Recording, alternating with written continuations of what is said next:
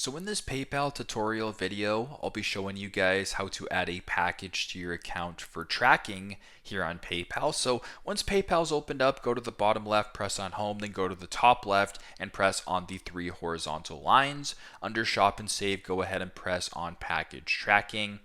Now on this page right here, once you're on the package tracking page, go to the top right and press on the three vertical dots, and then go ahead and press at the bottom, add a package. Once you're here, you can go ahead and add the tracking number, the carrier, and the nickname. Once that is all done, go to the bottom, press on Start Tracking to start tracking your package through PayPal. So very simple, very straightforward. That is how to add a package to your account for tracking here on PayPal. Thanks again for watching, and I hope this video helps.